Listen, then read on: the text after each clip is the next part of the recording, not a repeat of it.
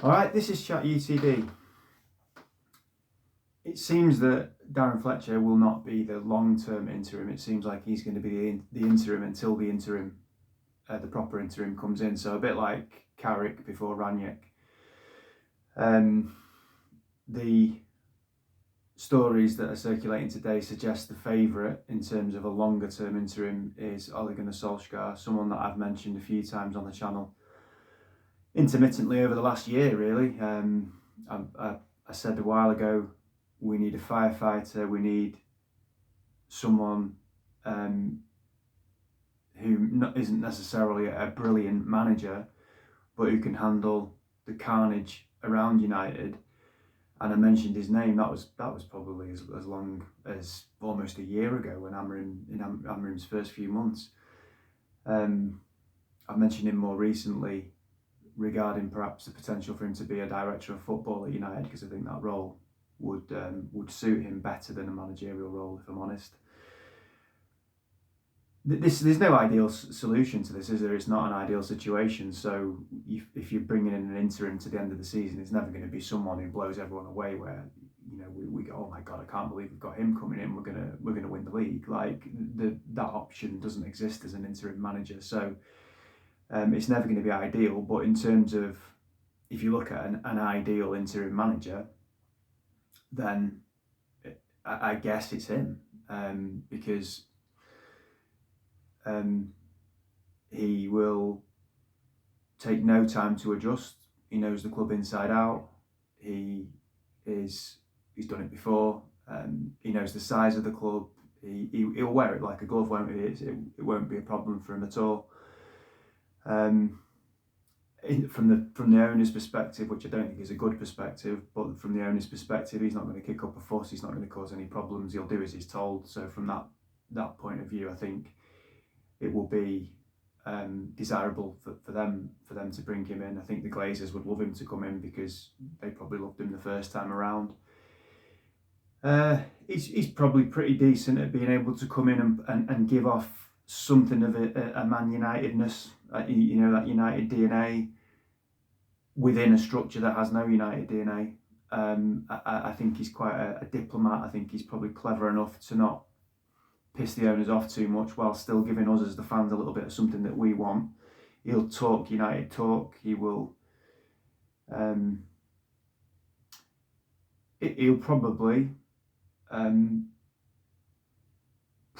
get the players playing decent football. The honest answer is it's difficult to know with that. Or that's probably the unknown. The bit that's the most important is the unknown. I don't know the potential of this team because he's been playing in a system over the last year that hasn't suited it. But before Amrim came in, some of these players were still playing under Ten Hag and they weren't particularly good. So I don't know. I think what this symbolically, there's a bigger picture here. We are potentially bringing in a caretaker manager who we brought in supposedly as a caretaker manager in 2018. So we're turning back the clock 7 and a bit years ago. It was December of 2018. So 7 and a bit years ago that when he first came in. He left in 2021. And he left in 2021 probably on course for finishing 5th or 6th. Important to remember, the season before that we finished 2nd, and I think the season before that, if I remember rightly, I think we finished 3rd. So 3rd, 2nd, and then you're heading for 5th, obviously is a regression. And, he should have been sacked. It was the right decision for him to be sacked. But the fact that we sacked him when he was on course for finishing 5th or 6th, and 5 years later we're bringing him back with the desire to finish 5th or 6th tells you everything you need to know. The club has regressed massively in this last 5 years, and the decisions that the club have made have led to that regression. What was unacceptable in 2021 is now desirable in 2026. And the club would say yes as a stepping stone. That's not where our final destination is to be.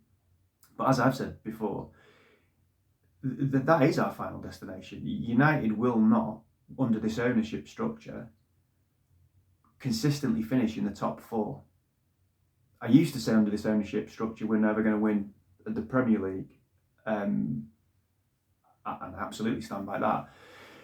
But I'd go further. I don't think we're going to regularly finish in the top 4 with this structure because, as I've said yesterday and I've said many times before, the structure isn't there to do it.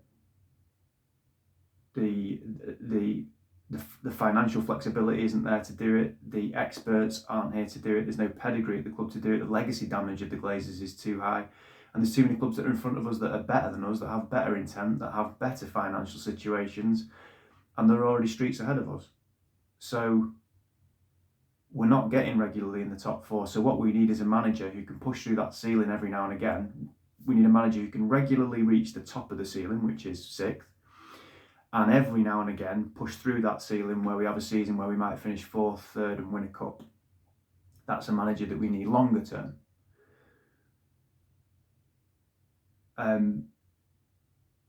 But as I say, symbolically, Solskjaer coming back, the fact, if he does, the fact it would be him is a real reminder in a way, and the idiots running the club won't realise that it's a reminder, and maybe some fans wouldn't put this together, but it's quite a risk in a way, because what it is a massive tap on the shoulder to everybody to say, geez, when he left, he got sacked because we were probably going to finish 6th. And what we're asking him to come in to secure us a top 6 finish. How mad is that?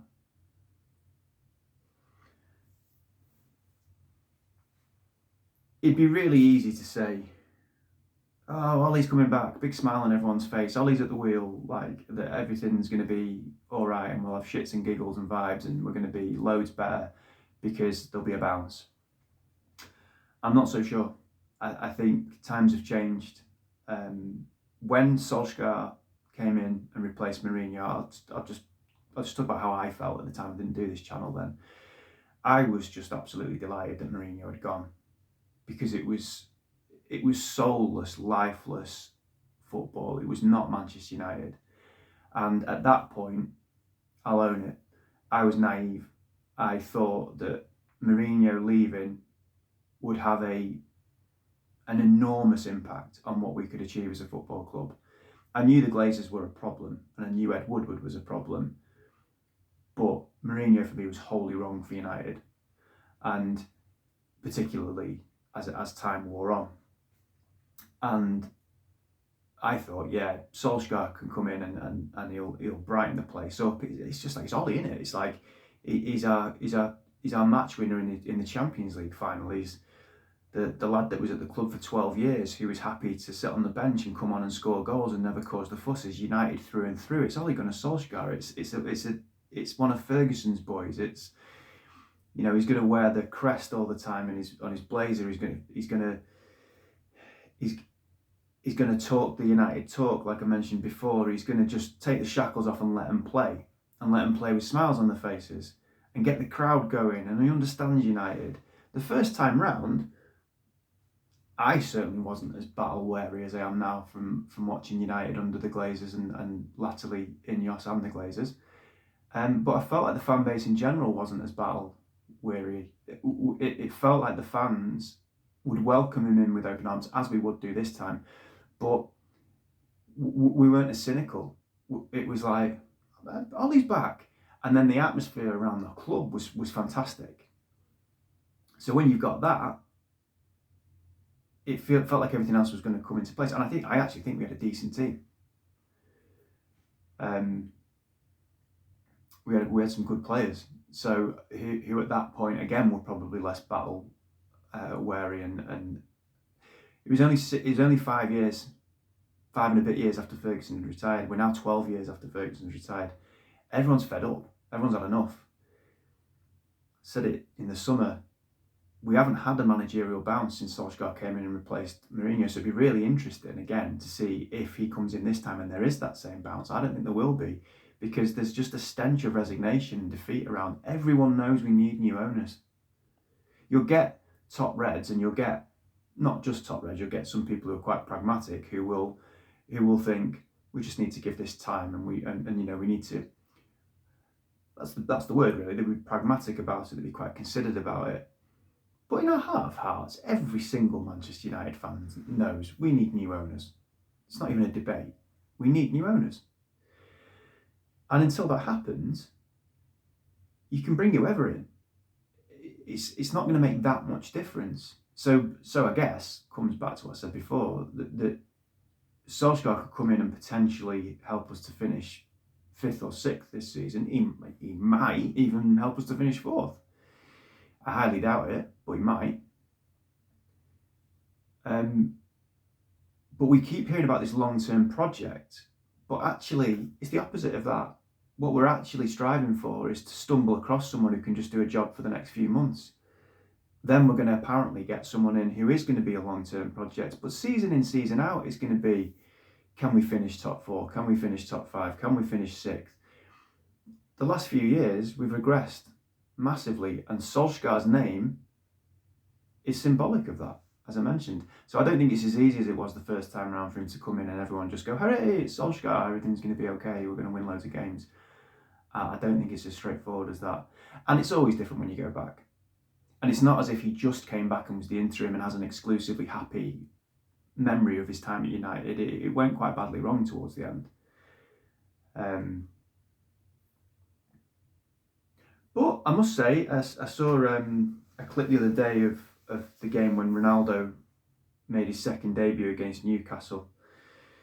And I was looking at the team, and I didn't rate Pogba at all. I couldn't stand Pogba.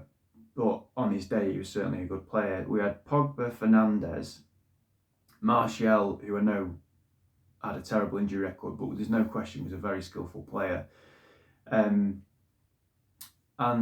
obviously then Ronaldo. And I say that because they were all involved in this move, and then there was a move at the end of the game which Pogba was involved in, and I think Lingard was the one that scored it, but it was just an absolutely sumptuous piece of football.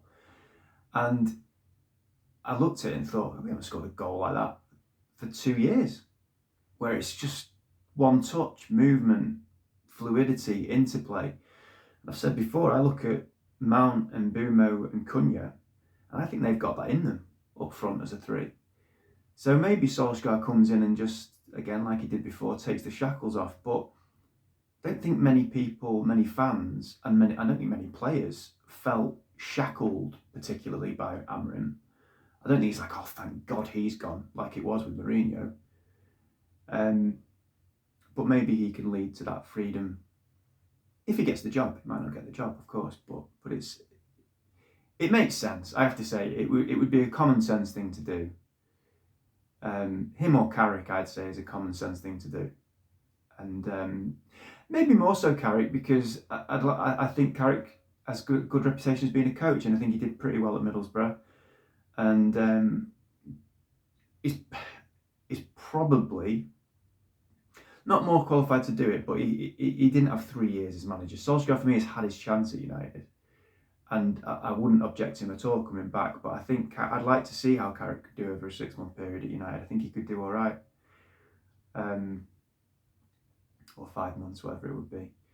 But looking at the profile of the team, if we were to play a 4-3-3, you would have, obviously, the same goalkeeper. You've got Dalot at right back, not brilliant, but all right. Your centre-back choices are obviously the 2 young boys, Heaven and Yoro, and then you've got the 3 more experienced players in Maguire, Martinez and De Ligt. I think all of them are more comfortable in a 3, but any centre-back's going to be more comfortable in a 3.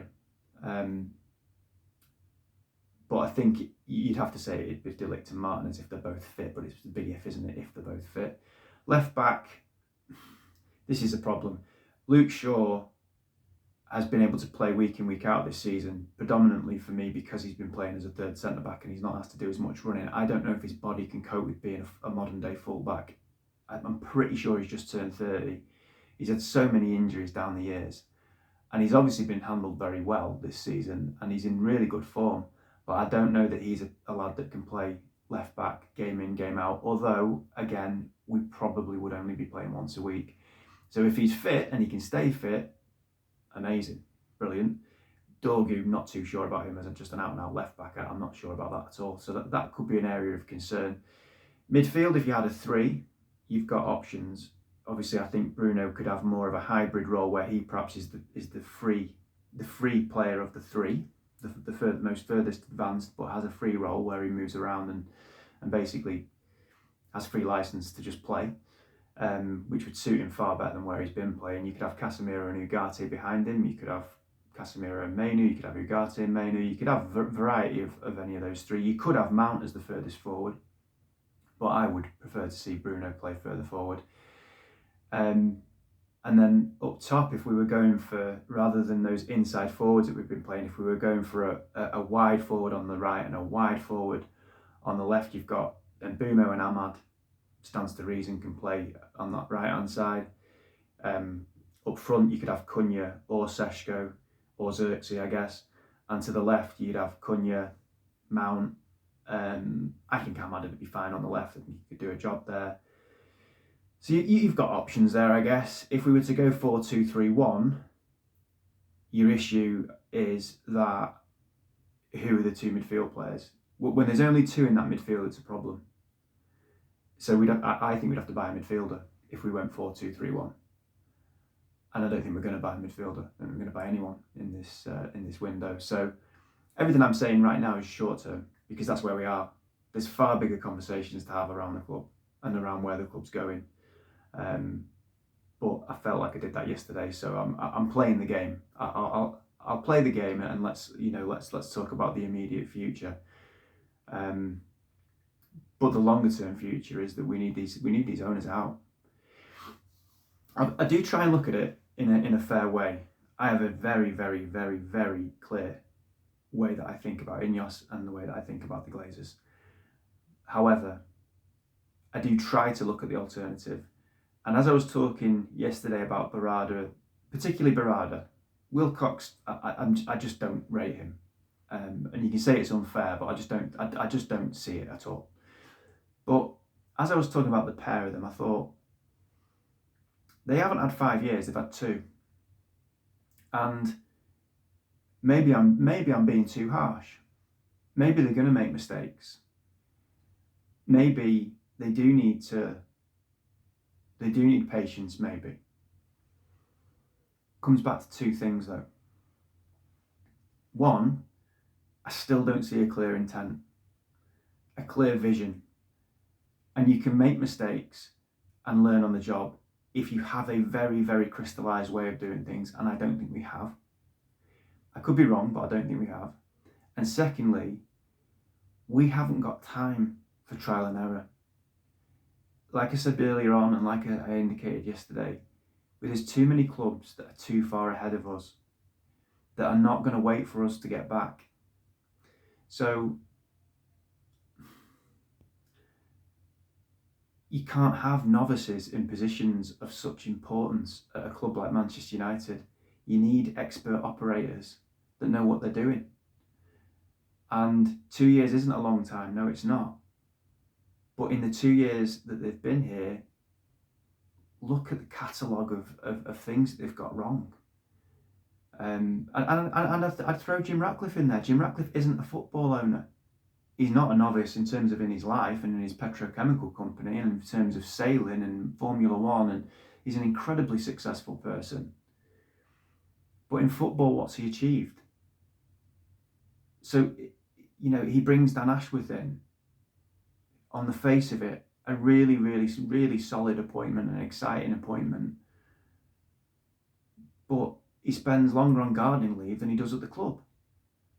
So one, the mistake is you've got someone who can't make a start for 6 months, which meant we went into the first summer of INEOS where they can start to make an impact without Barada or Ashworth in the building.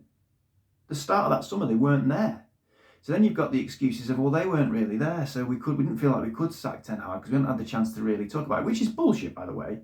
If you've got a phone or a burner phone, you can have a chat without starting your job. But, okay, again, let's play the game and let's just say we believe that to be true. Still a mistake then, isn't it? Because you've got 2 people that you're waiting for 6 months. We ain't got time to wait around. We need to hit the ground running because of all the factors that are against us. We're swimming against the tide.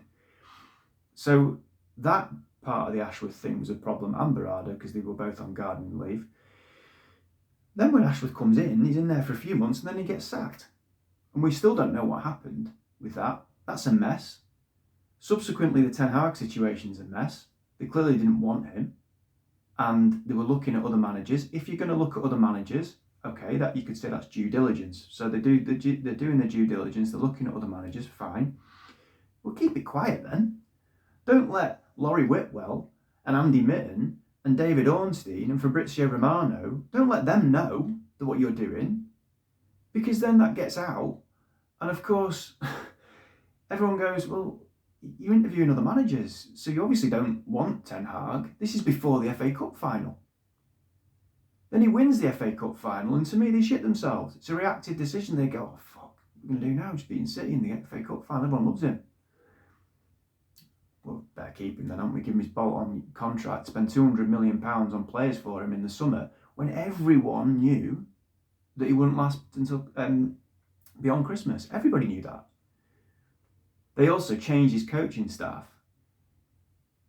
and they insisted on that, apparently. We're going to change your coaching staff. It's the beginning of the end. That's what happened with Brendan Rodgers at Liverpool. Brendan Rodgers at Liverpool had a poor season, and they changed his coaching staff, and a few months later he got sacked. It's always the beginning of the end when a board insists that you change your coaching staff. So that was a mistake with Ten Hag. Then they replaced him with Amorim, and I'm not going into too much detail with that because we've already covered it really yesterday. But again, you've brought a guy in, and for me, you need to say to him when he comes in, Ruben, we really like the cut of your jib. We really think your personality suits what we want. You're a young, vibrant manager who's got your team playing some great football. We know you're quite wedded to this three at the back thing, but do you have any movement on that? Could you play four at the back, do you think? Because ultimately we've got a clear, distinct way that we want to play, and it doesn't really include a 3-4-3. It's more of a 4 at the back. So if you can't do that, we'll probably need to move on to someone else. That conversation clearly didn't happen. They've appointed him, and if you're going to appoint him, you have to give him the tools to do his job. And centre-back wise, fine. Got loads of centre-backs, so you can play with the three at the back. That's not a massive deal. But he's got no specialist wing-backs. Not one. You need 4, because you need 2 players for each position. But at the very least, you need 2. We haven't got 1 specialist wing-back. We don't have midfielders who can sit in a double pivot. Casemiro's old. So, if I'm being generous, I could say we've got him. But Ugarte wasn't his signing. He clearly doesn't fancy him. So you need at least 1 midfield player that we didn't buy him. The players we bought to play behind the striker in that inside forward position, Cunha's fine, but Mbeumo's not an inside right. He's a wide right. Or a 10. He's not a hybrid of the two. These are specialist positions that hardly anyone plays. So if you're going to pick a manager that does that, you have to buy him the players for it. And then a striker, you've replaced one novice who found it too difficult in Rasmus with another novice who's finding it too difficult. We spent £130 million between it might even be more, it might be 140, on those 2 players. And they both still technically belong to United, Rasmus and Seško. And his first choice was Gyökeres, couldn't get it. I think he wanted Liam Delap, which I would have disagreed with, but he wanted him. So, right, okay, he wanted him. But then it basically came down, there was a number of other players apparently that we were interested in, but basically came down to Ollie Watkins or Benjamin Seško. Neither of them are world beaters.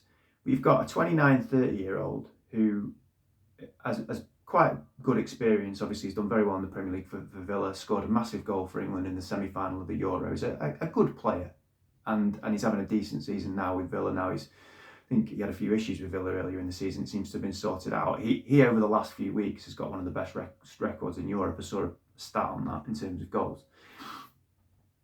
And again, we hear that Amorim wanted him, and they said no, we want Seško because of sell-on value and because he's young and he's got more potential. And there's logic to that, obviously. The point I'm making is Amorim hasn't had what he needed. And bringing it back to the owners, it's on them. They made the wrong call. Went off piece a little bit there, but my main point here is these owners over the 2 years that they've been in have just made, for me, a catalogue of errors. So Amrin won't right for United. I said that after the Wolves game. You've got to do better than what he did, even under the circumstances that you're in, where you're not getting exactly what you need. You know, hardly any managers, when they come in partway through a season, have what they want, but they can make an impact. They can impose their style. They can impose their way. He never did it, and that's a big problem. You have to motivate your players. You have to get the best out of them. You have to work in an environment where these players are over-rewarded and mediocrity is rewarded at United. That's what we need, a manager who can come in and get the best out of those types of players. And Amrin wasn't it. Clearly he wasn't. So we need someone who can. I don't know who that is. But as a short-term shout, I don't think Solskjaer's a bad one. And we shouldn't be in this situation in the first place. I think it raises huge questions of the ownership. But we are in this situation, and the owners aren't leaving, and there is no protest, and there is no appetite to get them out. And you can't just protest when you have a decision that you don't like. There needs to be sustained, strategic, militant protest that that is unwavering over a period of time, and our fans are not cut out for that. So it's not going to happen. So this is the ownership we have. This is what we've got. So let's see what they do next. But it doesn't reflect well on them at all. This last couple of years doesn't reflect well on them. Let me know your thoughts. Nice one. Glazers out.